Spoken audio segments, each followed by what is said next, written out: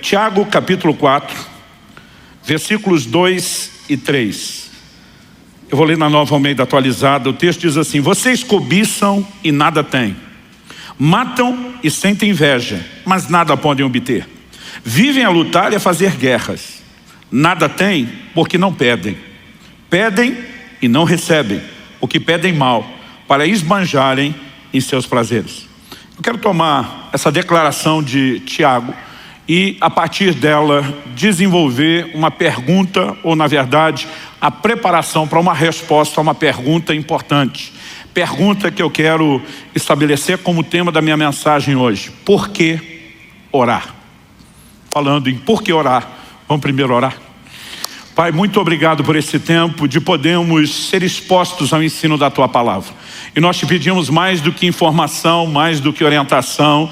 Nós clamamos por luz, por revelação, por entendimento espiritual. Nós oramos por estímulo, nós oramos por despertamento. Nós oramos por aquele toque que acompanha a Tua Palavra, assim como aquela aplicação personalizada que só o Senhor pode produzir. E te damos glória e louvor, não só pela oportunidade de receber, mas também de corresponder com a Tua Palavra. Oramos em nome de Jesus, contando com a Tua graça e o agir do Teu Espírito Santo. Amém.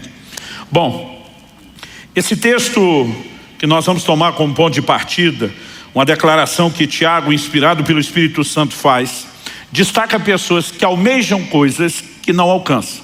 Então ele começa no início do verso 2 dizendo: vocês cobiçam e nada têm. A ideia da cobiça, não fala apenas de um desejo errado, mas de um anseio que não é suprido, que não é alcançado. Na sequência, ele diz: matam e sentem inveja, mas nada podem obter. De novo, a ideia é não alcançar aquilo que se deseja. Depois ele volta a enfatizar: vivem a lutar e a fazer guerra. Mas dessa vez ele conclui: nada tem porque não pedem. Ou como dizem as traduções mais antigas: nada tendes porque não pedis. Basicamente ele está dizendo que a razão de não alcançarem aquilo que querem é porque tentaram isso apenas pelas formas, eu diria, não só naturais, mas carnais, e excluíram aquilo que eu chamaria de uma grande chave de acesso à manifestação de Deus e ao sobrenatural, que é a oração. Em primeiro lugar, ele fala de pessoas que não experimentam a intervenção divina porque não oram. Mas depois ele fala de um grupo que até ora, mas não recebe de Deus, porque apesar de pedir, que é a coisa certa para se receber de Deus, orar, eles fazem a coisa certa do jeito errado e não conseguem resultados. Ou seja, tanto por um motivo não orar, como por outro orar de forma errada, eles acabam não acessando a intervenção divina. Eu tive o privilégio de nascer e crescer no lar cristão, então desde que eu me entendo por gente, eu ouço sobre oração.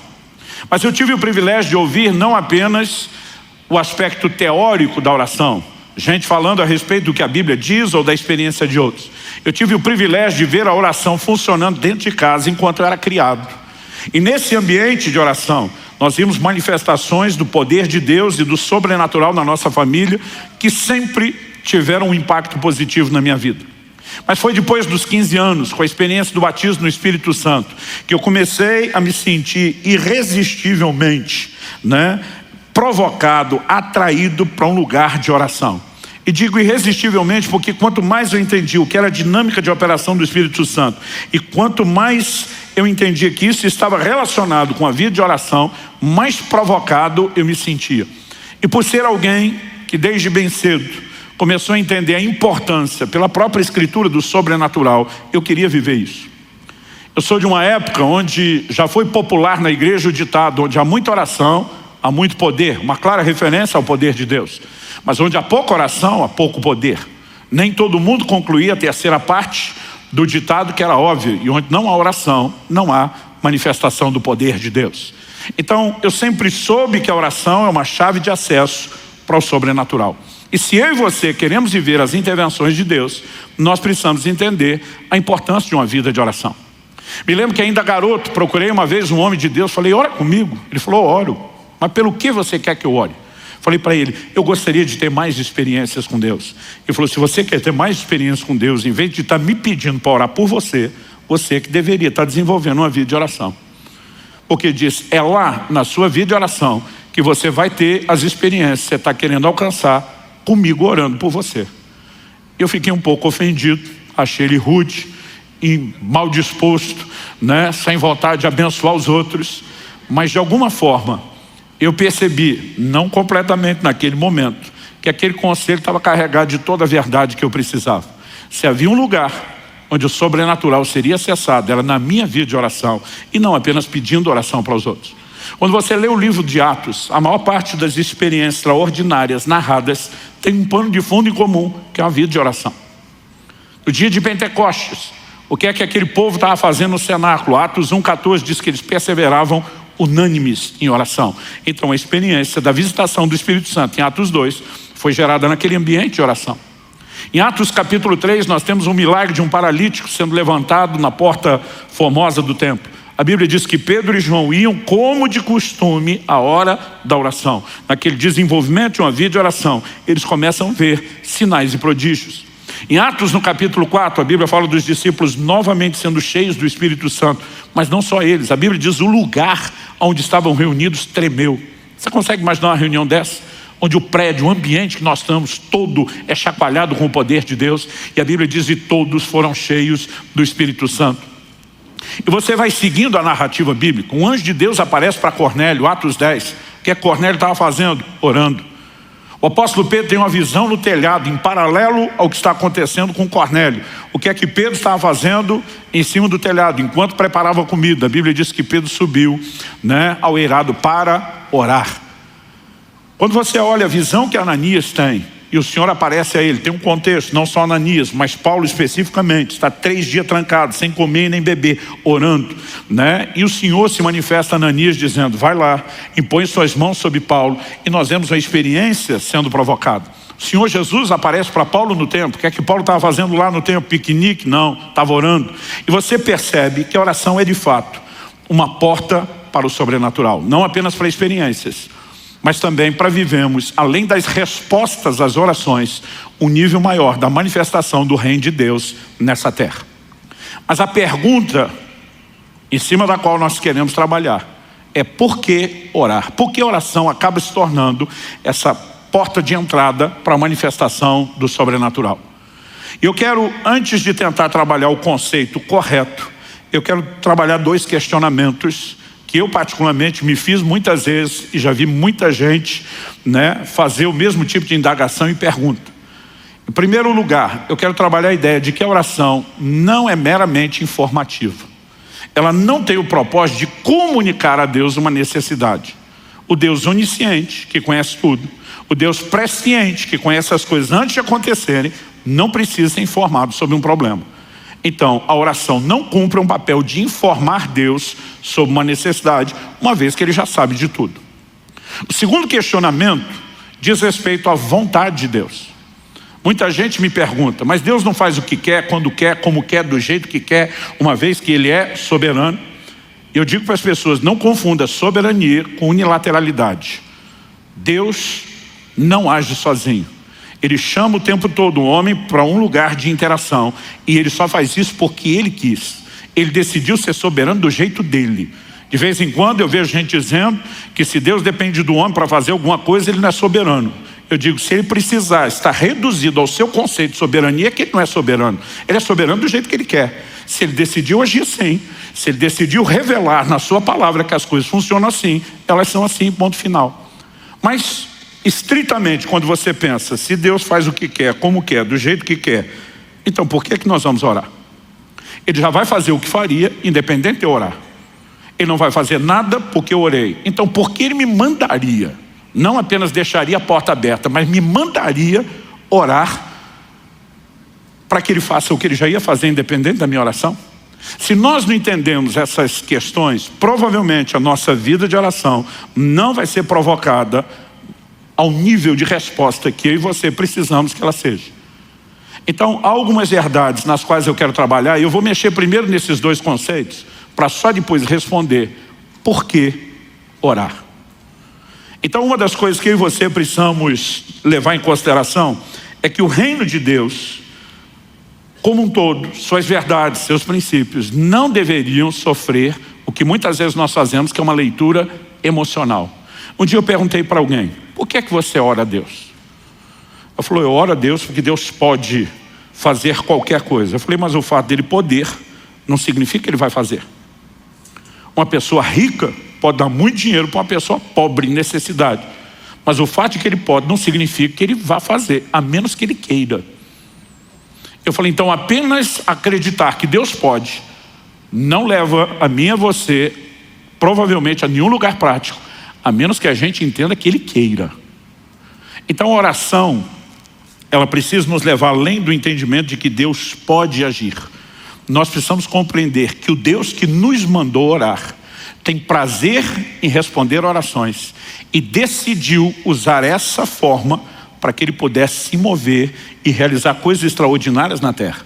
Quando eu e você entendemos por que orar, nós vamos entender que Deus nos chamou a esse lugar de oração, porque nossas orações são parte fundamental do processo para que o sobrenatural se manifeste na terra. E aí nós começamos a entender que o Deus que nos chamou a orar não apenas pode, mas Ele quer responder, e isso já faz toda a diferença. Mas vamos em parte, vamos construir isso, com uma coisa de cada vez. Eu disse antes que muitas vezes a nossa leitura é emocional. Outro dia eu falei para alguém, por que você está orando por algo? Ela falou, não, porque Deus sabe que eu preciso. Eu falei, mas se Ele já sabe, por que você está falando para Ele? Aí eu vi que a pessoa ficou quieta, ela falou, não pensei nisso antes. Ela falou, mas Ele me ama. Eu falei, mas Ele te ama antes de você orar. E se Ele não fez nada antes de você orar, por que você acha que Ele vai fazer depois? Mas eu estava tentando ajudar essa pessoa a pensar um pouquinho mais e sair fora só daquela esfera emocional. E eu tive que parar a conversa, porque em vez de ajudar a fé dela a crescer, eu vi que eu estava levando essa pessoa para o lugar de incredulidade. Eu falei, não estou falando dessas coisas como se eu não acreditasse. Eu acredito, eu tenho vivenciado isso. Só quero te ajudar a entender a mecânica, a dinâmica que está por trás da vida de oração. Então, algumas coisas que eu e você precisamos entender é que o reino de Deus, em tudo, na sua expressão, é baseado, é constituído de leis que o próprio Deus estabeleceu. Tratam-se de leis espirituais. Essas leis regem, assim como Deus criou leis físicas que regem a natureza. A lei da gravidade é uma delas. E mantém todas as coisas no seu devido funcionamento. O reino espiritual tem leis que o Criador estabeleceu. E nós precisamos entendê-las para que a gente possa se mover de forma adequada dentro do reino de Deus, não com mero conceito emocional, mas com consciência, com revelação bíblica. Então, a primeira questão é que nós precisamos jogar fora dessa equação a ideia de que oração é informativa. Eu lembro quando adolescente, vi um pastor pregando sobre oração e ele falou, você precisa argumentar com Deus a ponto de convencê-lo que você precisa de algo. Pensei, se eu tiver que convencer Deus, eu estou lascado. Falei, é uma disputa injusta. Ele já sabe o argumento que eu vou usar antes, você está preparado para tudo? Eu falei, quem que ganha uma discussão dessa? Quem que argumenta nesse nível? E eu percebi que embora a tentativa daquela pessoa fosse boa, a intenção fosse boa, muitas vezes algumas declarações que transformamos de uma forma absoluta, elas não são bem assim. Eu e você precisamos entender que o propósito da oração não é informar Deus. Jesus diz em Mateus capítulo 6, quando no Sermão do Monte está ensinando sobre oração, ele diz, versículos 7 e 8, e orando, não usem vãs repetições como os gentios, porque eles pensam que por muito falar serão ouvidos. Não sejam, portanto, como eles, porque o Pai de vocês sabe o que vocês precisam antes mesmo de pedirem.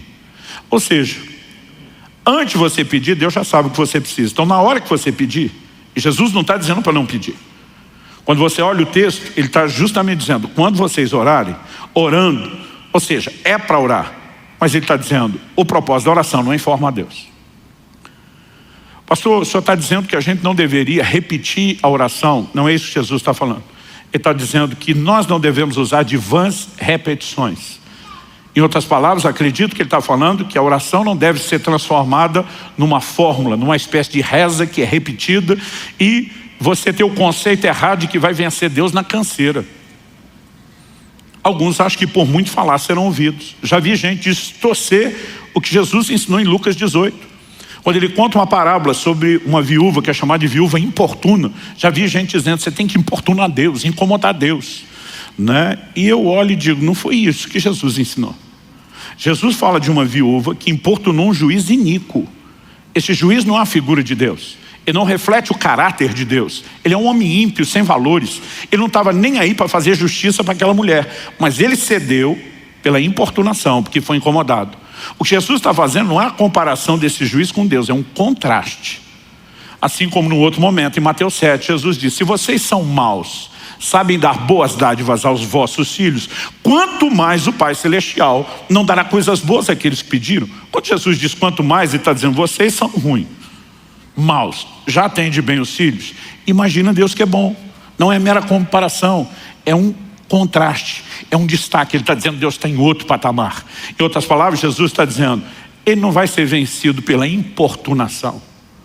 O que você precisa entender é que há nele uma disposição de te atender e de fazer algo em seu favor. Quantos estão entendendo?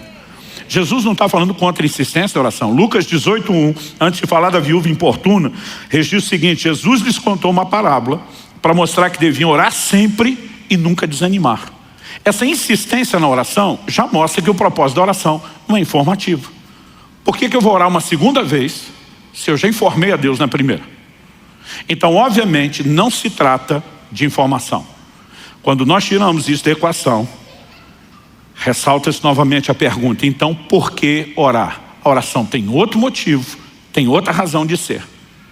Ah, pastor, mas a Bíblia usa aquela expressão sobre lembrar a Deus. Esse é um texto que você vai ver muito, em especial no contexto do Velho Testamento. Por exemplo, Isaías 62, 6 e 7, o próprio Deus falando: sobre as tuas muralhas, ó Jerusalém, pus guardas que jamais se calarão, nem de dia nem de noite. Vocês que farão com que o Senhor se lembre, não descansem, nem deem a ele descanso, até que restabeleça Jerusalém e a ponha por objeto de louvor na terra. É uma palavra do próprio Deus. As traduções mais antigas dizem: sobre os teus muros, ó Jerusalém, pus atalaias, sentinelas. Aqui a Bíblia está falando são guardas sobre as muralhas. Qual o propósito desses vigias? Insistir noite e dia, fazer lembrado o Senhor até que ele restaurasse a sorte de Jerusalém. Por quê? Porque Deus tinha promessas. Essa expressão de fazer lembrado não significa que Deus tenha problema de memória, não significa que ele seja esquecido, não significa que ele seja distraído.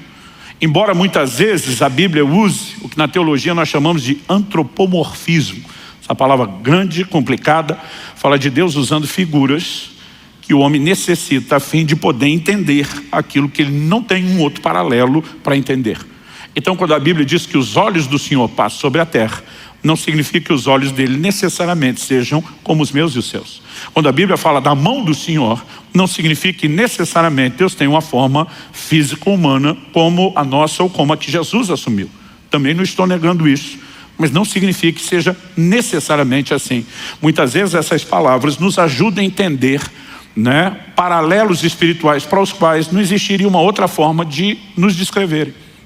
Por exemplo, estava conversando essa semana no carro com a minha filha numa viagem. Eu falei: interessante a Bíblia dizer que no dia do tribunal, do juízo, vão se abrir os livros, porque todo o registro de antigamente, quando essas verdades foram escritas, era feito na forma de livros. Eu falei para minha filha: particularmente, imagino que se esses textos fossem escritos hoje, talvez falaria de um outro formato de registro digital. Falei para minha filha: imagino passar-se-ão os vídeos. Quando falei isso, minha filha ficou preocupada. Falou: pai, se for no formato de vídeo, só a gente vê ou todo mundo vê a vida da gente? Eu falei: você tem algo a temer? Ela falou: não, mas seria uma coisa muito estranha, a gente assistir a vídeo de todo mundo. Ela falou: é gente mais. Eu falei: tempo é o que não vai faltar na internet, na eternidade, E ela olhou para mim e falou: você está falando sério? Eu falei: não, estamos brincando, especulando, A Bíblia só fala dos livros, mas isso não significa que seja uma declaração absoluta, que seja a única forma de registro. Então, quando a Bíblia usa a expressão lembrar o Senhor, normalmente isso vem dentro de um contexto. Qual o contexto? Ou Deus fez uma promessa, e lembrar é dizer: o Senhor já assumiu um compromisso e revelou a sua vontade para ir em outra direção. Então Jerusalém estava vivendo um momento delicado e complicado, mas Deus estava dizendo: eu coloquei atalaias sobre os muros, intercessores, pessoas que vão clamar noite e dia até que Deus reestabeleça. E eles têm o propósito de estar lá declarando diante de Deus o que é que ele falou, o que é que ele prometeu, o que é que ele sinalizou querer fazer. Agora, se ele já prometeu, já sinalizou querer fazer, porque alguém tem que orar para que isso aconteça? É a grande pergunta. Mas já que eu toquei no assunto de lembrar, vamos falar de alguns textos bíblicos que mostram essa ideia de que não se trata de esquecimento divino, mas de um exemplo onde a oração apresentada visa reivindicar algo onde Deus já se comprometeu a fazer. Gênesis 19, 29 diz o seguinte: assim, quando destruiu as cidades da campina, está falando de Sodoma e Gomorra, Deus se lembrou de Abraão e tirou Ló do meio da destruição, quando subverteu as cidades em que Ló tinha morado. Quando a Bíblia diz Deus se lembrou de Abraão, não está falando de um problema de memória. Por quê? A destruição acontece na madrugada, quando o dia está para amanhecer. Antes do anoitecer, no dia anterior, Abraão está diante de Deus, intercedendo por Sodoma e Gomorra. O Senhor destruiria a cidade se houvesse nela tanto justo? Deus diz não. Abraão pensa, joguei alto. Aí diz, não se ire o Senhor se eu perguntar a segunda vez. E aí ele vai baixando o número. Segunda, terceira, quarta. E aonde ele chega, Deus diz, se houvesse tanto de justo, eu não destruo. Mas você percebe claramente que é um posicionamento de intercessão da parte de Abraão. No dia seguinte, mesmo não tendo aquela quantidade de justos, Deus pega a quantidade menor. Ló, além de justo, que o Novo Testamento chama assim, ela é da família de Abraão. E a Bíblia diz, Deus fez aquilo por Ló, porque lembrou de Abraão. Essa expressão lembrou, não é que da noite para o dia ele sofreu o esquecimento. A Bíblia apenas está vinculando a ação do dia seguinte ao posicionamento de oração do dia anterior. Quem está entendendo, diga amém. Êxodo capítulo 2, versos 24 e 25, quando fala da nação de Israel vivendo como escravos no Egito, a Bíblia diz, ouvindo Deus o seu gemido, lembrou-se da sua aliança com Abraão, com Isaac e com Jacó. E viu Deus os filhos de Israel e atentou para a sua condição. Deus já tinha dito em Gênesis 15 a Abraão, sua descendência será peregrina em terra alheia, será reduzida à escravidão durante 400 anos.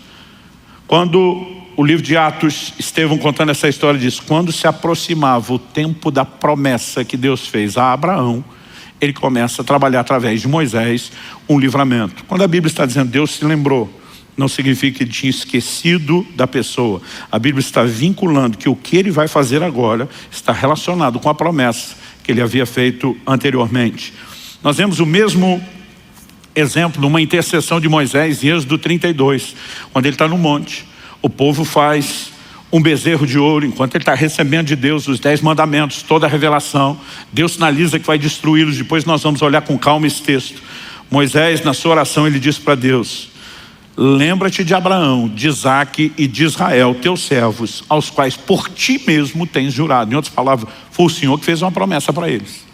O Senhor está preso àquilo que falou e prometeu. Lembra daquilo que o Senhor falou. Nesse momento de oração, ele não está tratando de Deus esquecido, mas a expressão lembra, tudo que eu vou orar agora está vinculado ao que o Senhor já falou e prometeu. Em Neemias, no capítulo 1, dos versículos 8 a 11, quando a nação de Israel viveu o seu apogeu, o ápice da apostasia, foi levada para o cativeiro de Babilônia.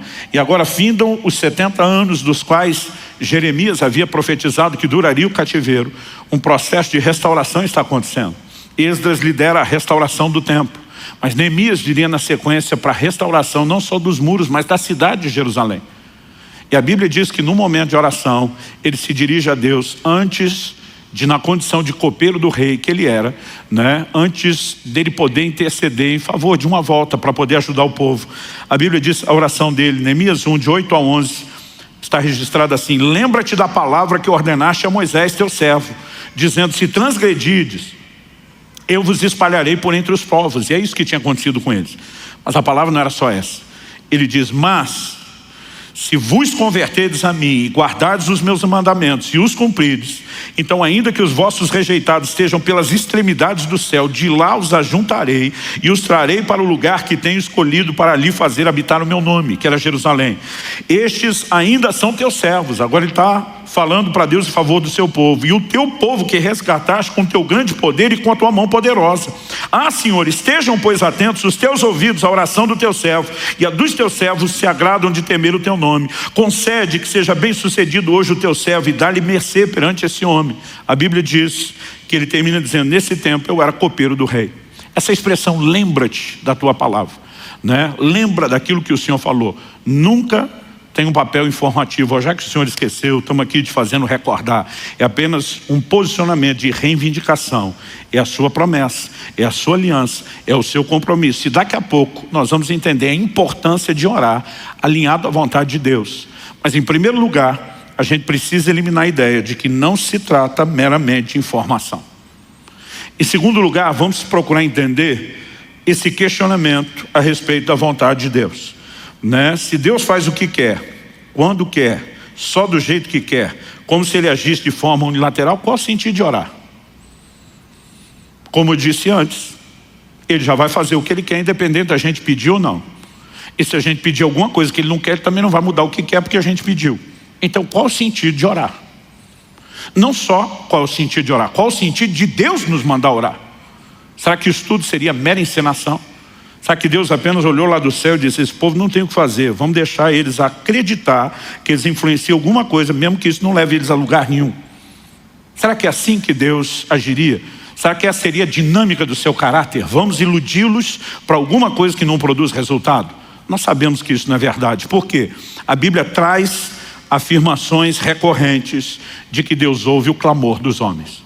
Ao que diz Josué, capítulo 10, versículo 14, quando se refere ao dia em que naquela batalha para ajudar os gibeonitas contra os cananeus, a Bíblia diz que Josué orou e Deus faz parar o sol. O dia se estendeu para que eles tivessem mais luz natural para poder vencer e exterminar completamente o inimigo. Olha o que a Bíblia diz, Josué 10, 14. Não houve dia semelhante a esse, nem antes nem depois dele, tendo o Senhor assim atendido a voz de um homem, porque o Senhor lutava por Israel. A Bíblia diz que Deus atendeu a voz de um homem. A Bíblia não diz que isso aconteceu apenas porque Deus predeterminou no seu conselho por si mesmo que faria isso, alguém pedindo ou não. Aliás, essa palavra traduzida, atendeu. E eu particularmente acredito que atendeu é a melhor opção de tradução no contexto. Mas ela muitas vezes é traduzida como ouvir, no sentido não só de escutar, mas de realmente responder e atender alguém. E ela muitas vezes é traduzida como obedecer. Nós sabemos que isso não se aplica a Deus, porque nós devemos obediência a Ele, não Ele a nós. Mas a Bíblia está dizendo que Deus fez porque um homem pediu.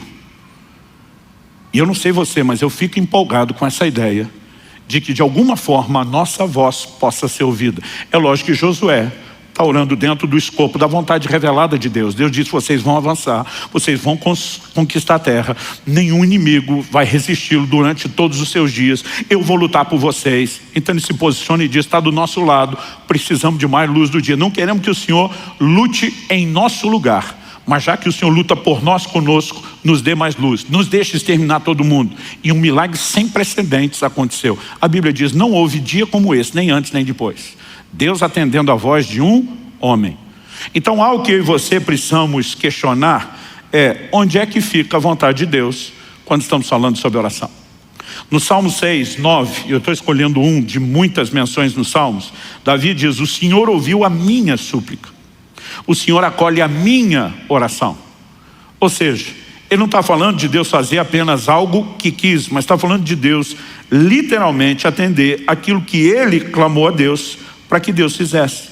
No Evangelho de João, nós temos algumas declarações que também não podem ser ignoradas. João capítulo 14, versículo 13, Jesus diz, e tudo o que vocês pedirem em meu nome, isso farei, a fim de que o Pai seja glorificado no Filho. Se me pedirem alguma coisa em meu nome, eu o farei. Eu não sei você, mas eu fico empolgadíssimo com declarações como essa. A olhar para as declarações da palavra de Deus, no mesmo Evangelho de João, nós vemos outras afirmações, como por exemplo, João 16, 23 e 24, Jesus diz, naquele dia vocês não me perguntarão nada. Em verdade lhes digo, se pedirem ao Pai alguma coisa em meu nome, Ele lhes concederá. Até agora vocês não pediram nada em meu nome, peçam e receberão, para que a alegria de vocês seja completa. Ele não está falando mero e simplesmente Deus fazer apenas o que quer. Mas ele está sinalizando que eu e você podemos alcançar de Deus algumas coisas que nós queremos, porque nos posicionamos para pedir. E Tiago diz, alguns não estão alcançando, é porque não pedem.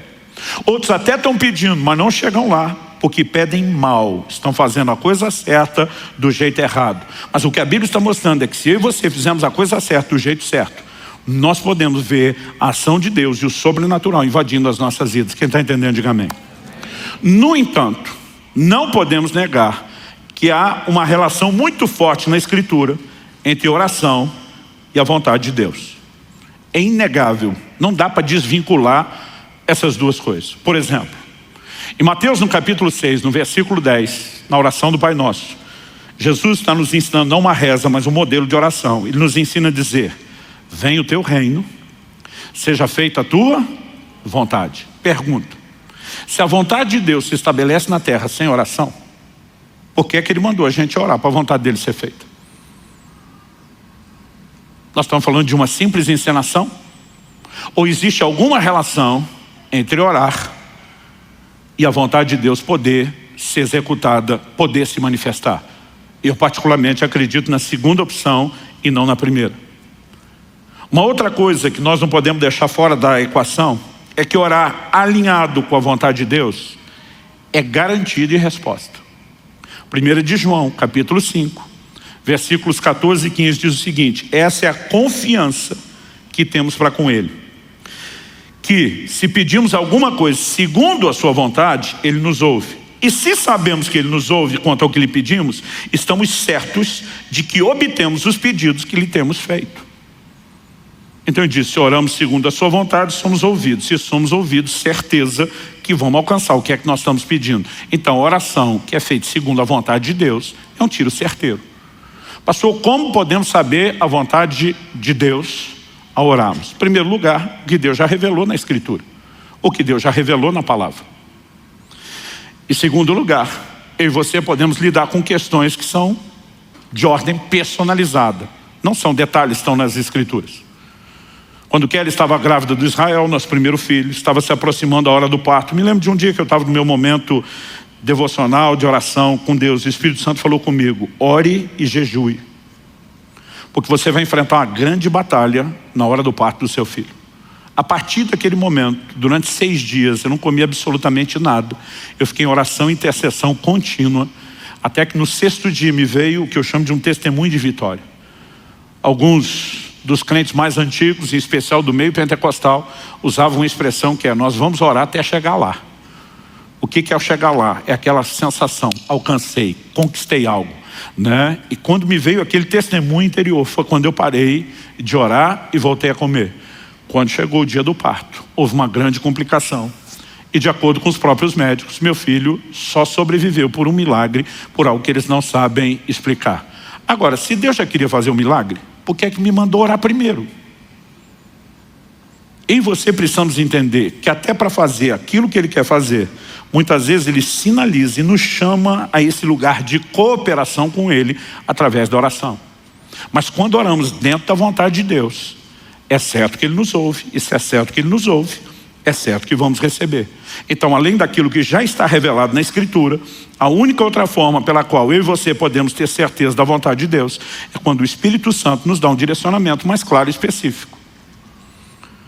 Além disso, vamos colocar ainda nessa equação algo que volta e meia eu falo aqui. Eu sempre tenho dito que oração não é só o meio através do qual eu e você conseguimos de Deus o que a gente quer. Isso é uma parte da oração, mas não é a verdade completa. Porque a oração também deveria ser em contrapartida do meio através do qual Deus consegue de nós o que Ele quer. Oração também deve compor na nossa vida um ambiente de rendição e de sujeição à vontade de Deus.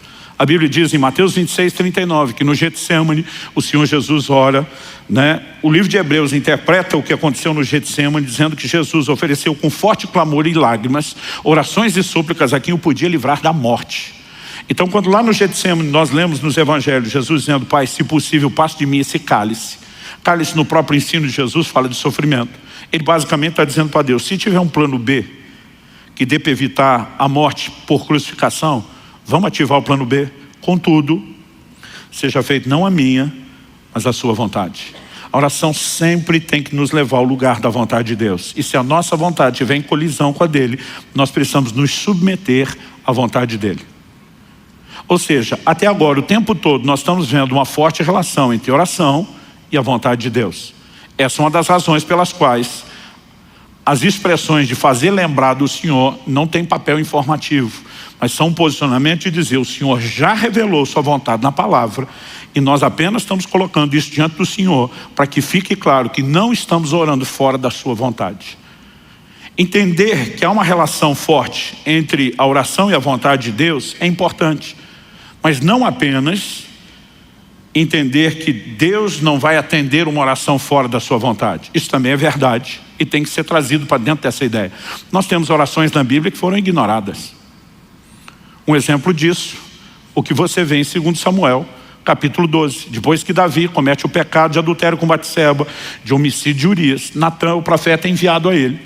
Expõe e denuncia o pecado dele, anuncia uma palavra de juízo dizendo essas serão as consequências dos seus atos de pecado. E entre eles, Natã diz, a criança que foi gerada nessa relação pecaminosa vai morrer. Quando a criança adoeceu gravemente, Davi passa 7 dias prostrado, com a cara no chão, jejuando, clamando misericórdia sobre a criança. Mas o quadro dela não mudou. Porque Deus já havia sinalizado sua vontade. Diz, você pecou, o juízo está acontecendo, você vai colher o fruto que você fez. E a situação não muda.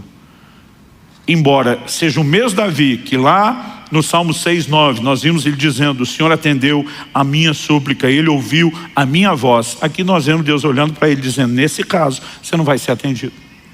Aliás, vamos tirar um exemplo pessoal só de Davi e vamos tentar ter um olhar mais abrangente, genérico. Provérbios 28:9 diz assim, quem desvia os ouvidos de ouvir a lei, aqui a lei de Deus, a palavra de Deus, até a sua oração será abominável.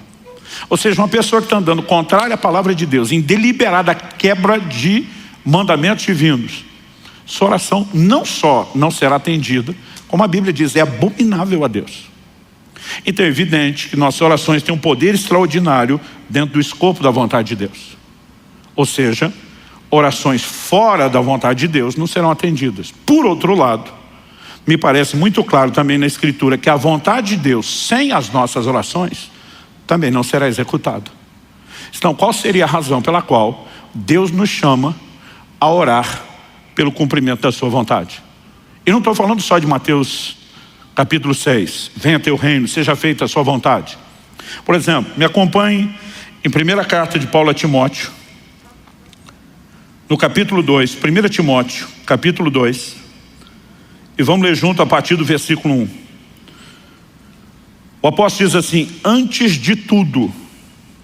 Sabe o que significa essa expressão traduzida do original grego aqui como antes de tudo? Significa antes de tudo.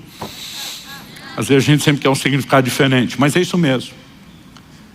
Em outras palavras, ele está dizendo, não tem nada mais importante, isso aqui é primordial, é o ponto de partida, vem antes das demais coisas. Antes de tudo, o que é que vem antes de tudo? Peço e façam súplicas, orações, intercessões e ações de graças em favor de todos os homens, ou dependendo da versão, de todas as pessoas. Pergunta, por que é que Deus quer que a gente ore por todo mundo? O apóstolo continua, inspirado pelo Espírito, e diz, ore em favor dos reis e de todos os que exercem autoridade. Isso aqui não é só privilégio, é responsabilidade da igreja orar pelos governantes. O texto diz, para que vivamos vida mansa e tranquila, com toda piedade e respeito. Quantos acreditam que Deus quer que a gente tenha uma vida mansa e tranquila? Mas ele está dizendo, ore pelos reis e governantes, para que vocês possam ter isso. Em outras palavras, ele está dizendo, você não vai ter isso apenas porque eu quero. Você vai ter isso se você orar. Porque se você orar, eu vou poder fazer o que eu quero. Se você não orar, não vou poder fazer o que eu quero. Aliás, o texto continua e diz no versos 3 e 4. Isso é bom e aceitável, dependendo da versão, agradável, diante de Deus, nosso Salvador. Que é bom e aceitável, orar por todos os homens. Aí ele diz no verso 4. O qual deseja que todos sejam salvos e cheguem ao pleno conhecimento da vontade, da verdade. Mas se Deus deseja a vontade dele salvar todo mundo, por que é que eu tenho que orar? Pois é. O tempo todo é o que a Bíblia nos mostra, que a vontade de Deus sem oração não será executada. Por outro lado, a oração fora da vontade de Deus também não será atendida. Mas existe uma combinação entre oração e vontade de Deus que se torna uma química explosiva. E aí nós voltamos à pergunta do início. Por quê? Por que a oração é tão importante e necessária? E acredito que para a gente poder responder isso, nós precisamos de uma visão panorâmica, abrangente, maior. E precisamos olhar ao longo das Escrituras qual é o propósito de Deus desde o início com o homem em relação à terra. Alguém disse com muita propriedade que para entender o propósito você tem que voltar no início. Quando questionaram Jesus a respeito de divórcio e casamento, Jesus disse: nunca lestes que desde o princípio Deus os fez homem e mulher, e disse: deixará o homem seu pai e sua mãe, né? Se unirá a sua esposa, os dois terão a sua carne. Jesus vai lá no primeiro casal para estabelecer o padrão e o propósito de Deus para o casamento. Porque voltar à origem muitas vezes nos ajuda a entender o propósito. E quando falamos a respeito disso, quando você olha para a criação, lá em Gênesis, no capítulo 1, qual foi a declaração de Deus a respeito do homem? Ele diz em Gênesis 1, 26, Deus disse: façamos o ser humano a nossa imagem, conforme a nossa semelhança. Tenha ele domínio. Deus depois, o verso 27 diz assim: Deus criou o ser humano, a sua imagem, a imagem de Deus o criou, homem e mulher os criou. O verso 28 diz: Deus os abençoou e lhes disse: sejam fecundos, multipliquem-se, encham a terra e sujeitem-na. Aqui ele está falando da terra. Daí ele diz: tenham domínio sobre os peixes do mar, sobre as aves do céu e sobre todo animal que rasteja sobre a terra. Como é que a Bíblia se refere a esse mesmo episódio? No Salmo 8, dos versos 4 ao 8, a Bíblia diz: que é o homem para que dele te lembres, e o filho do homem para que o visites? Fizeste-o, no entanto, por um pouco menor do que Deus. De glória e de honra o coroaste. Deste-lhe domínio sobre as obras da tua mão, e sob seus pés tudo lhe puseste. Aí ele afirma nos versos 7 e 8: ovelhas, bois, todos, também os animais do campo, as aves do céu, os peixes do mar e tudo que percorre as veredas dos mares. Deus não estava dando domínio só sobre os animais, sobre toda a terra, sobre toda a criação, sobre tudo que Deus fez. O homem é chamado de a coroa da criação, não apenas porque é feito no final, mas a Bíblia diz: Deus o coroa de glória e de honra. Ele foi feito um pouco menor do que Deus, a imagem e semelhança de Deus. E aí Deus diz: tudo isso que eu criei, estou entregando a você. Você sujeita, você governa. Eu diria que a razão pela qual eu e você precisamos orar é uma questão de legalidade. Eu diria que é uma questão de jurisdição. Deus, ao criar o ser humano, diz: toda a terra criada está entregue ao seu governo e à sua autoridade. Você manda nisso aqui. E basicamente o próprio Deus que empoderou o homem para governar sobre a terra diz: para que eu possa agir, eu não passo por cima da autoridade que eu lhe concedi. Você precisa me solicitar formalmente para que eu possa interferir. O Salmo 115, 16 resume isso dizendo: os céus são os céus do Senhor, mas a terra Deus a deu aos filhos dos homens. Por que é que Jesus nos ensina a orar dizendo: venha o teu reino, seja feita a tua vontade aqui na terra como é feita nos céus? Porque na jurisdição dele, a vontade dele se estabelece sem restrição, mas para que ela possa se estabelecer aqui, eu e você temos que clamar. Essa é a razão pela qual a vontade de Deus sem oração não se cumpre, e também pela qual a oração fora da vontade de Deus não atrai a intervenção dele. Mas é a razão pela qual a combinação das duas coisas é uma química explosiva. Quem está entendendo, diga amém. O que eu e você precisamos entender é que inclusive ratifica a autoridade que Deus deu ao homem. Outro dia alguém me perguntou: pastor, mas se o que o senhor está falando não fosse verdade, que o homem tem autoridade sobre a terra e Deus não quer passar por cima e ele espera uma solicitação, como é que ficam as declarações de que a Bíblia diz que do Senhor é a terra e a sua plenitude? Deus não transferiu a posse do que lhe pertence. Deus lhe transferiu a autoridade de governo por tempo determinado. Mas até que o prazo de arrendamento encerre, ainda que tudo pertença a Deus, a autoridade foi dada ao homem. Aí alguém me disse: ok, mas então o diabo também não poderia agir na terra, e parece que ele está meio solto.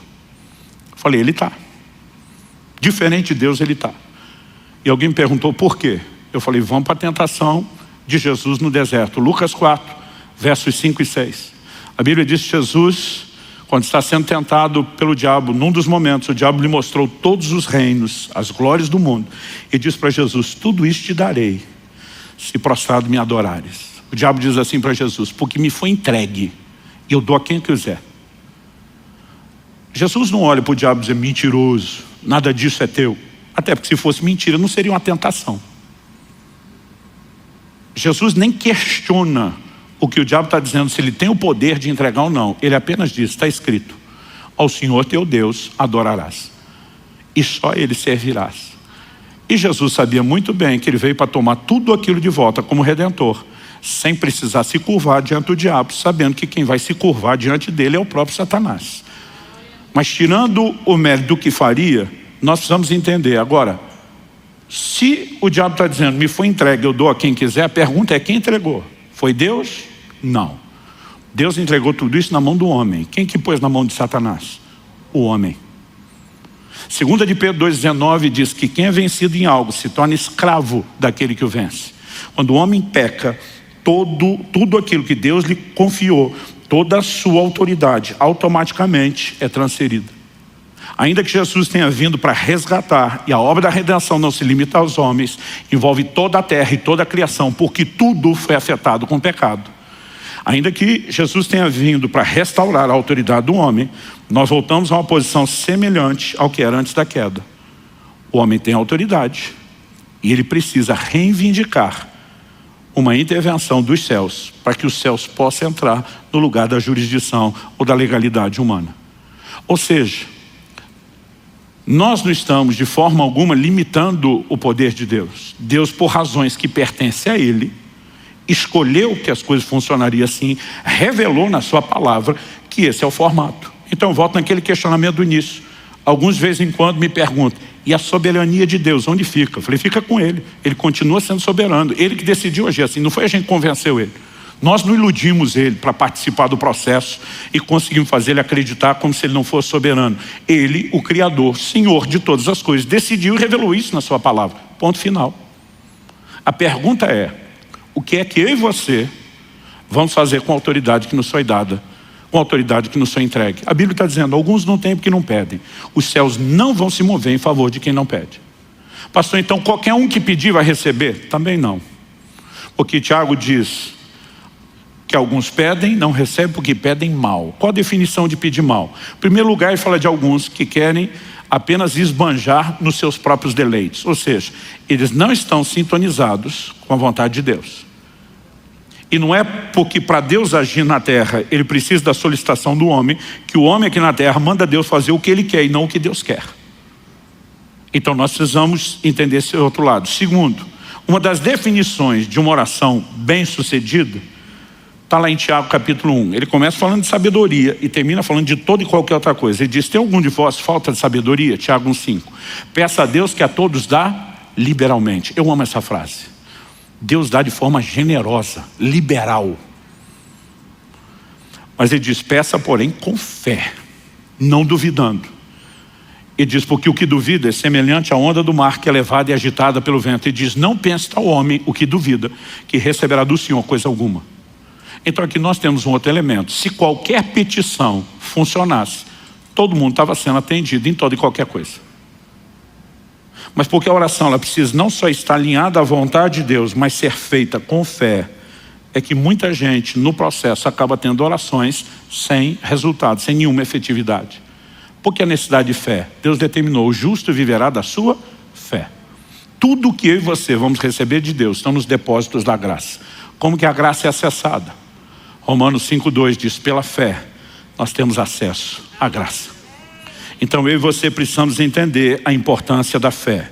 E aqui de novo, para que a gente entenda como fazer bem o que deve ser feito, nós voltamos na importância da palavra de Deus. Porque orar a própria palavra. Porque a fé vem por ouvir a palavra. A palavra de Deus não sinaliza só a vontade de Deus e o que Ele quer fazer, mas a revelação da sua vontade nos inspira fé, nos inspira confiança e a convicção de que Ele fará aquilo que Ele já disse que faria. Então nós nos posicionamos em cima da palavra. Agora o que você precisamos atender e entender é que mesmo as promessas de Deus, elas não têm garantia de cumprimento automático. Algumas promessas bíblicas são de fato incondicionais. Por exemplo, a vinda de Jesus. Quer você acredite, quer não, ela vai acontecer. Quer você esteja pronto, quer não, ela vai acontecer. Mas muitas promessas são claramente condicionais. Hebreus capítulo 6, versículo 12 diz que eu e você temos que nos tornar imitadores daqueles que pela fé e perseverança herdam as promessas. Ou seja, sem fé ninguém vai herdar a promessa. Em 1 Timóteo 1,18 Nós vemos Paulo declarando a Timóteo: de acordo com as profecias que foram ditas a teu respeito, combate firmado nelas o bom combate. Ou seja, se o que Deus falou vai se cumprir automaticamente, por que é que eu tenho que lutar por isso? Mas aí eu e você precisamos entender que uma das razões é que o nosso posicionamento de fé vai nos levar a experimentar a intervenção divina. Quem está entendendo, diga amém. Com isso em mente, eu queria que a gente fosse lá para Êxodo capítulo 32. Êxodo capítulo 32, eu quero ler do versículo 7 ao 14. Eu só citei esse texto antes e agora nós vamos ler junto. Quando Moisés sobe o Sinai, passa 40 dias diante do Senhor, sem comer nem beber, envolvido na nuvem da glória de Deus, recebendo de Deus os mandamentos.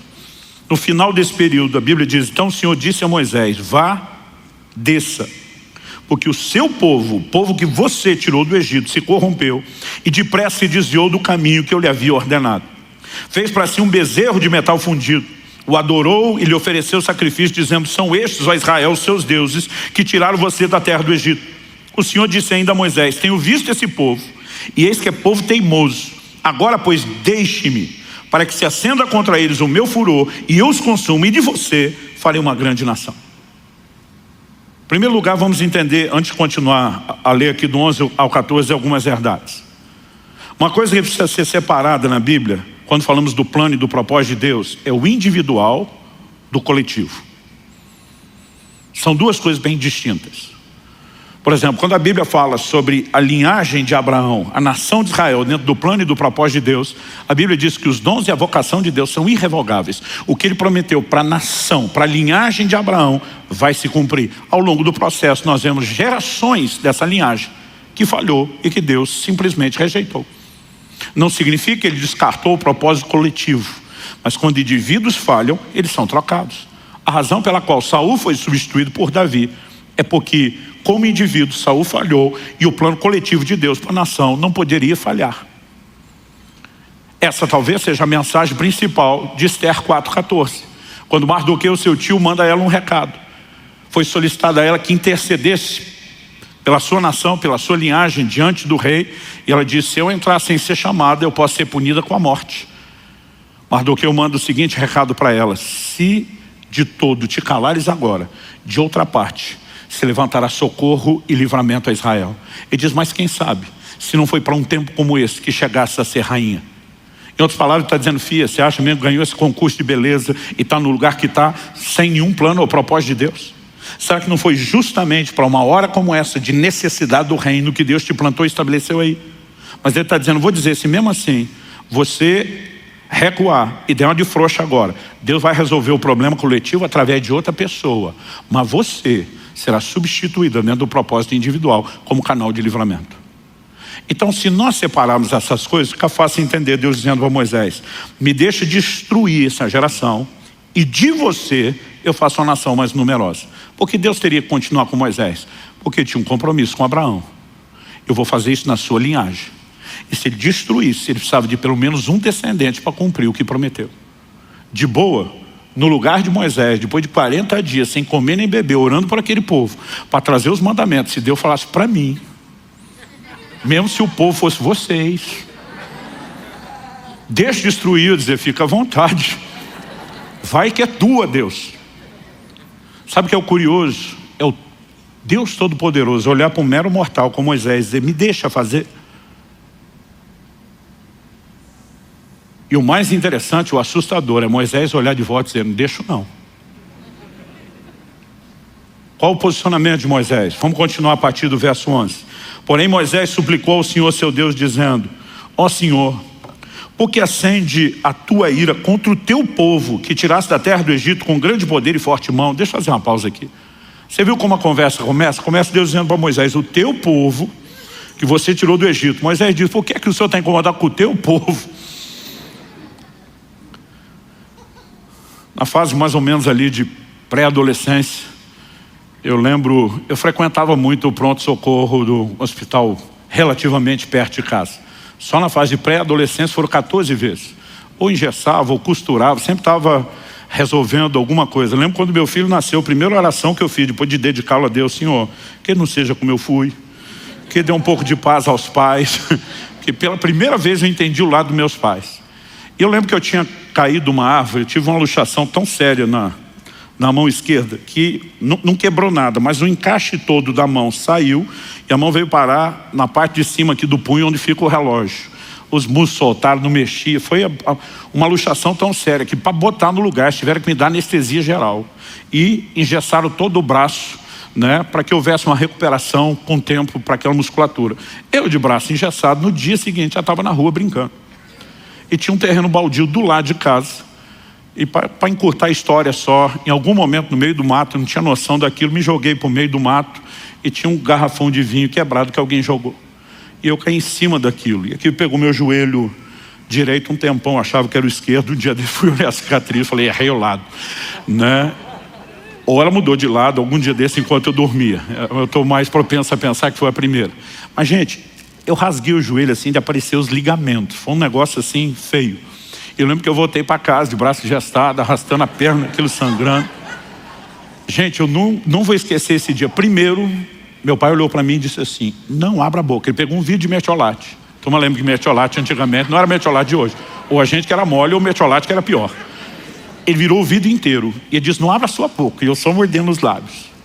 Aí começa a discussão entre meu pai e minha mãe. Meu pai disse, hoje quem leva esse menino no pronto-socorro é você, que o filho é seu. Ela disse, não, o filho é seu. Aquele dia eu não era filho de ninguém. Meu pai dizia, eu não aguento mais chegar lá, os médicos chamaram ele pelo nome. Eu, Luciano, você de novo. Eu não tenho cara para isso. Os dois discutindo. Eu dizia, ei, alguém vai ter que me levar, não posso ficar. Eu tenho essa sensação quando eu leio aqui, Deus dizendo para Moisés, é o teu povo. Moisés dizendo, o povo é teu. Eu fui lá porque o Senhor mandou, não tinha nada a ver com isso. Ele diz, ó Senhor, por que se acende a tua ira contra o teu povo que tiraste da terra do Egito com grande poder e forte mão? Por que deixar que os egípcios digam, ele os tirou de lá com más intenções, para matá-los nos montes e para eliminá-los da face da terra? Deixa de lado o furor da tua ira e muda de ideia quanto a este mal contra o teu povo. Lembra-te, olha a frase do início, lembra-te de Abraão, de Isaque e de Israel, seus servos, aos quais por ti mesmo juraste. Esse por ti mesmo foi ideia tua, nós não te pedimos nada, foi o Senhor que decidiu. Aos quais por ti mesmo juraste, dizendo, multiplicarei a descendência de vocês como as estrelas do céu, e toda essa terra de que tenho falado, eu darei a sua descendência, para que a possuam por herança eternamente. O verso 14 diz, então, o Senhor mudou de ideia, quanto ao mal que ele tinha dito que traria sobre o povo. Eu acho impressionante, não só essa declaração, como Jeremias capítulo 15, versículo 1. Quando a nação de Israel chega no clímax, no ápice da apostasia, e Deus anuncia o exílio de Babilônia como julgamento. Sabe o que Deus diz? Jeremias 15, 1. Então o Senhor me disse, mesmo que Moisés e Samuel se pusessem diante de mim, meu coração não se inclinaria para esse povo. Mande-os embora, que saiam da minha presença. Que Deus está dizendo, diferente lá do início, onde esses dois pararam minha ira, agora nem esses dois param. O que é que Deus está dizendo? Que Moisés e Samuel eram privilegiados, que a oração deles era melhores do que a nossa. Não. Infelizmente, algumas pessoas acreditam nisso. De vez em quando alguém me pede oração e diz, pastor, o senhor pode falar com o homem lá de cima, já que o senhor é mais chegado com ele? Eu olho para a turma e falo, tu está de brincadeira.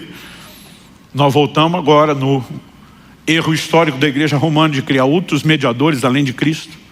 Nenhum de nós é ouvido nos céus por mérito. Eu e você usamos o nome de Jesus porque é por causa dele que nós temos acesso. É pelo sangue de Jesus que eu e você podemos entrar no Santo dos Santos. É por isso que nós usamos o nome dele, o que ele fez por nós, ponto final.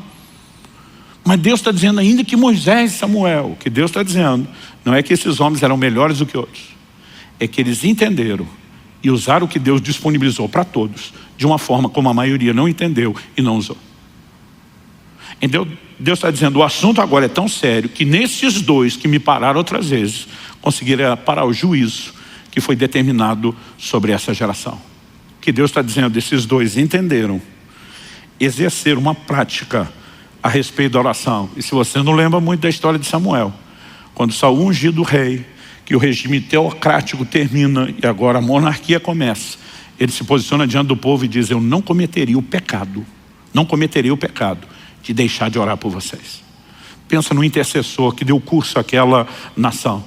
Deus está dizendo, nesses camaradas experimentados na oração mudaria isso. Ele não está dizendo que a oração de uns é melhor do que a de outros, mas que alguns entenderam e praticaram isso de uma forma diferenciada. E eu e você podemos entrar num lugar de compreensão e cooperação com Deus diferenciado quando o assunto é oração. Quem está entendendo, diga amém. Para terminar, abra comigo em Daniel, capítulo 10.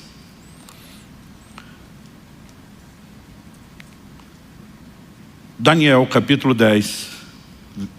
Nos versículos 2 e 3, Daniel fala que durante 3 semanas ele pranteou, ficou de luto, chorou.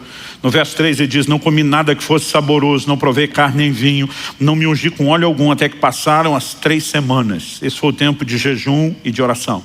No final delas, um anjo de Deus apareceu para Daniel. No verso 12, Daniel explica e diz: então ele, aqui ele é uma referência ao anjo. Então ele me disse: não tenha medo, Daniel, porque as suas palavras foram ouvidas desde o primeiro dia em que você dispôs o coração a compreender e a se humilhar na presença do seu Deus. Foi por causa dessas suas palavras, do primeiro dia, que eu vim. Eu não sei o que passou na cabeça de Daniel, porque a Bíblia não diz, mas eu teria talvez perguntado: se me ouviu desde o primeiro dia, porque só chegou depois de 3 semanas. A verdade é que o anjo antecipou a resposta. Ele diz no verso 13: mas o príncipe da Pérsia, ou do reino da Pérsia, me resistiu durante 21 dias. Ele está dizendo: levou 3 semanas para eu chegar, apesar de eu ter saído no primeiro dia. Porque houve resistência, eu fui resistido. Por quem? Pelo príncipe da Pérsia. Ele não está falando de um príncipe humano. Nenhum homem poderia parar um anjo. O poder e a força de um anjo, revelado na Bíblia, é incomparável. Nenhum homem poderia pará-lo. Mas Efésios capítulo 6, verso 12, diz que diferente de Israel do Velho Testamento, nós, o Israel de Deus hoje, a Bíblia diz: nossa luta não é contra a carne e o sangue. Nós não batalhamos fisicamente. A Bíblia diz: nossa luta é contra principados, potestades, dominadores, dependendo da versão, as hostes espirituais da maldade. Há toda uma hierarquia no plano espiritual. E nós vemos que os demônios também têm questões territoriais e que existem príncipes, por isso são chamados de principados sobre nações. Quem era a Pérsia? A Pérsia, junto com a Média, havia acabado de assumir o lugar de Babilônia e estava exercendo o controle do mundo dos seus dias. Não era só uma potência mundial, era um governo mundial. O príncipe da Pérsia era o demônio de maior autoridade que exercia governo do reino das trevas sobre o mundo dos seus dias. O que está acontecendo enquanto Daniel está orando não é um problema da vida de Daniel. É uma movimentação sobre o reino de Deus de proporções globais. E ele diz: eu enfrentei resistência de uma das maiores potestades, de um dos maiores principados do reino das trevas. Tanto que ele diz no verso 13: porém Miguel, um dos príncipes mais importantes, outras traduções diz um dos primeiros príncipes, a NVI diz um dos príncipes supremos, veio me ajudar. E eu fiquei ali com os reis da Pérsia, mesmo com a ajuda de Miguel. Quem é Miguel? Patente alta, um dos primeiros príncipes. Apocalipse 12 fala que quando Satanás com seus anjos forem expulsos definitivamente, a Bíblia fala de Miguel liderando os exércitos de Deus nessa guerra. Patente alta. O anjo está dizendo para Daniel: a briga está tão feia que eu precisei da ajuda de Miguel, um dos primeiros príncipes. Ele ficou do meu lado, o pau quebrou essas 3 semanas. Aí está dizendo: eu furei o bloqueio, vim te dar notícia, mas a briga não terminou. Olha comigo os versos 20 e 21. Ele diz assim: ele disse: você sabe por que eu vim? Agora voltarei a lutar contra o príncipe da Pérsia. Ele diz: tem uma briga na volta, no caminho de volta. Ele diz: e quando eu sair, eis que virá o príncipe da Grécia. O que ele estava dizendo? Assim como os persas, junto com a Média, assumiram o lugar de Babilônia, ainda que esse principado contra o qual nós vamos lutar caia, se levantará um novo principado com a Grécia, que é quem assumiu o governo mundial no lugar da Pérsia. Ele termina dizendo no verso 21, mas eu direi a você o que está expresso no livro da verdade, e na minha luta contra eles não há ninguém que esteja ao meu lado, a não ser Miguel, o príncipe de vocês. Assim como existem principados malignos, nós temos príncipes dos anjos. A Bíblia destaca Miguel como príncipe do povo, da nação de Israel. Há uma guerra acontecendo no plano espiritual. A pergunta é, se Daniel parasse de orar no segundo dia dizendo, acho que esse negócio não está funcionando, qual teria sido o custo dessa guerra e dessa batalha? Se eu e você como igreja assumimos uma atitude permanente de negligência na oração, qual será o destino da igreja dos nossos dias? Qual será o curso do estabelecimento ou não do reino de Deus na terra? Uma pergunta que frequentemente não nos fazemos. Porque muitas vezes nós achamos que orar é um privilégio quando se trata de alcançar benefícios pessoais. Mas nós não entendemos que se trata de uma responsabilidade quando falamos a respeito de estabelecer o reino de Deus. É lógico que nós vamos ter intervenções de Deus, são de ordem pessoal. Jesus falou, tudo quanto pedidos em meu nome. Se não estamos quebrando princípios, nem colidindo com a vontade de Deus, Ele não estabeleceu limites. E muitas vezes nós podemos ver coisas que para outros pode até não parecer importante. Eliseu fazer flutuar um machado, a maioria de nós teria dito, compra outro. Gente, eu já vi Deus fazer desaparecer verruga, joaninha do pé dos outros, no momento da oração. Muitas vezes a gente fica tentando definir o que é, o que não é importante. Deus nem definiu esses limites. Eu gosto sempre de lembrar, no início do meu ministério, quando estava mais quebrado que arroz de terceira, não estava nem no estado de poder chamar a mulher de meu bem, que é um perigo para quem está quebrado, que às vezes o banco confisca, porque era solteiro, nem meu bem tinha. Mas eu lembro de um fim de ano, eu estava pregando numa cidade, estava acompanhado de um outro pastor, e eu vi uma propaganda de um certo panetone. Gente, quando eu vi aquilo, falei para Deus, eu queria tanto esse panetone do mais caro, não tem dinheiro para comer nem o barato. Falei, mas o Senhor diz tudo quanto pedirem. Lá na Bíblia não está escrito menos panetone, área, questões gastronômicas. Eu falei, eu aplico fé. O Senhor pode fazer um milagre. Eu vou chamar isso do milagre do panetone. Mas tá com tanta vontade que eu falei, Deus, o negócio é o seguinte, eu estou com outro pastor e vai querer filar meu panetone. Manda 2, manda um para ele. Não é que eu não quero dividir, eu quero dividir 2, para ficar um para cada um. E eu orei por isso, tão fervorosamente quanto Elias orou por chuva. Não sei se me dobrei 7 vezes, mas botei toda a fé do meu coração. Eu lembro que nós saímos do hotel à tarde para alguma atividade e voltamos antes do culto da noite. Quando voltamos era uma época que chave era física, não era eletrônica, você tinha que pegar na recepção do hotel. Ou seja, estou falando de uma cidade, não é um lugar onde eu moro, eu sou conhecido, estou visitando. Onde eu chego, o cara que entrega a chave falou, peraí, tem uma encomenda para você. Eu falei, encomenda para mim? Tipo, quem me conhece nessa cidade? Ele falou, cara, a mulher passou aqui e contou uma história louca. Aí disse que ela estava no supermercado e uma voz falou com ela. Que era para ela comprar 2 panetones e entregar para os hóspedes do quarto tal. E ela nem deixou nome e contato, porque ela disse que era uma coisa muito doida. A voz mandou ela comprar o panetone e disse qual era o hotel, qual era o quarto. Aí eu falei, se for a marca tal, é meu. Ele falou, é 2 desses. Falei, manda para cá. Falei para o outro que estava comigo, anda comigo que tu vai ser abençoado. Agora, porque Deus nos permite isso, nós não podemos reduzir a oração só a isso. Essas coisas no início, principalmente na fase de maturidade, me empolgavam. Por quê? 1 de Pedro 3,12 diz que os olhos do Senhor estão sobre os justos e os seus ouvidos atentos às suas súplicas. Mas à medida que eu ia vendo essas respostas de coisas até mesquinhas, eu comecei a entender, peraí, se os céus estão de olho em mim, esperando que eu clame, eles também não estão esperando apenas que eu ore por panetone, mas sim que venha o teu reino, seja feita a sua vontade. Então não significa que eu não vou orar por essas coisas, mas minha vida de oração tem que ser maior do que isso. Eu e você precisamos orar pelo crescimento da igreja, por salvação de almas. Eu e você precisamos orar por gente sendo cheia do Espírito Santo, por famílias sendo restauradas, por manifestações de sinais da parte de Deus. Um dia desse alguém falou, pastor, por que é que nós não estamos tendo tanto milagre? Ele falou, não estou nem comparando com a igreja de Atos. Quem serve a Deus há mais tempo, lembra disso, a década de 90, nós tivemos um mover de curas, sinais, milagres, maravilhas, enchendo o Brasil. Foi um negócio extraordinário. Aí o cara falou, nós não estamos vivendo mais isso hoje. Eu falei, sim, mas se você já era crente na década de 90, você deve se lembrar que nós tivemos um despertamento, a oração e o jejum na década de 90, como talvez nunca houve antes.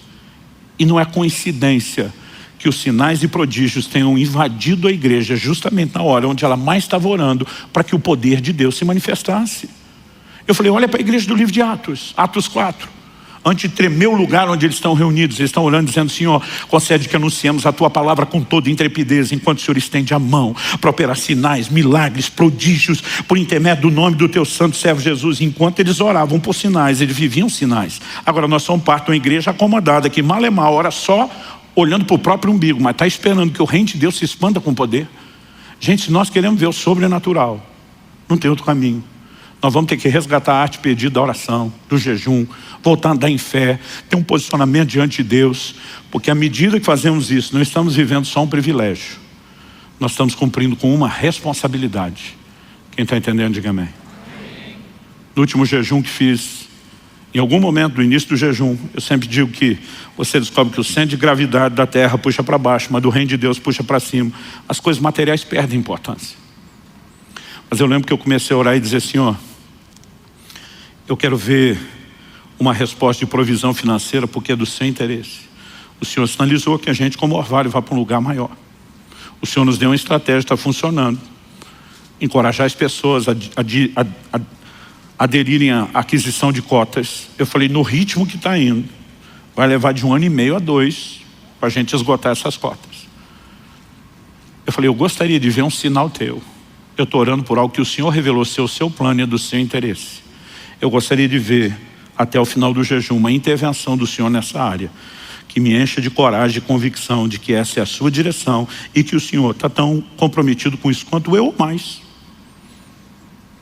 No dia 3 de fevereiro, enquanto o pastor Tomás pregava, entre o 3º e o 4º culto, eu estava nessa salinha entregando o meu jejum.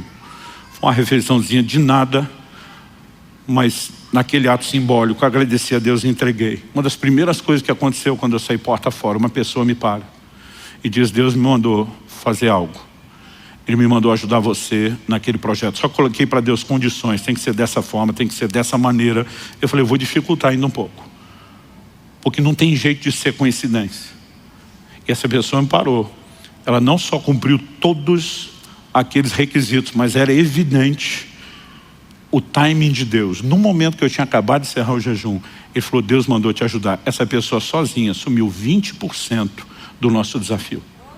Eu nunca tinha visto uma coisa dessa acontecer. Aí alguém diz, coincidência. Eu falo, é interessante como acontece coincidência na vida de quem ora e jejum.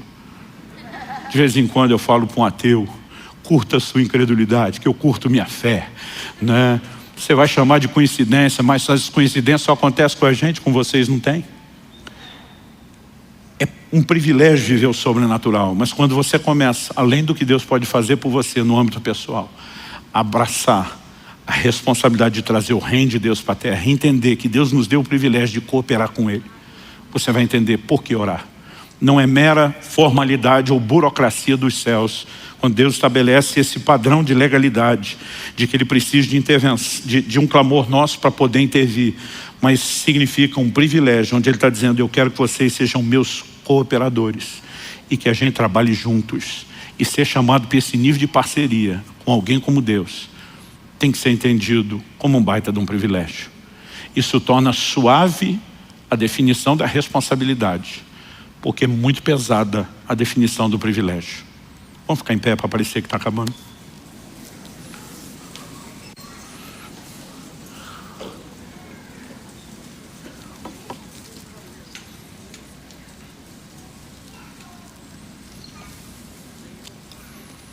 Esqueceram de me avisar que era para terminar antes.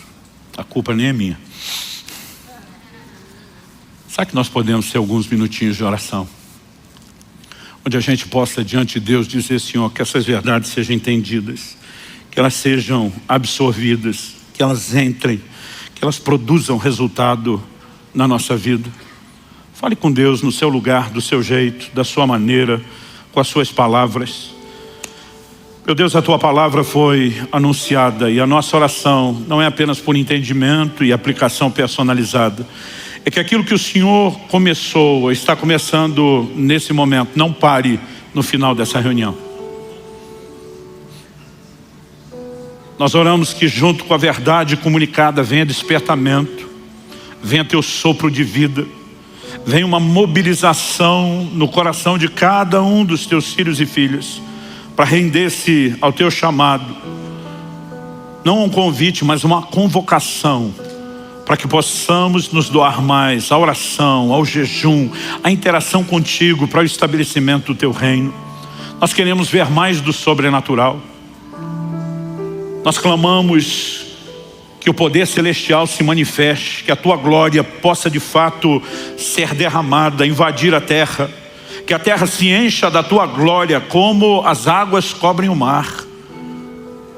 e que nós possamos, ó Deus, cooperar contigo dia a dia nesse processo. Desperta-nos não apenas para um entendimento melhor, mais profundo, mas para esse despertamento, para esse lugar de correspondência contigo. Permita-nos vivenciar experiências novas e maiores, crescer de uma forma prática, no entendimento, na escola da oração, debaixo da liderança do Teu Espírito, que é chamado nas Escrituras de o Espírito de súplicas.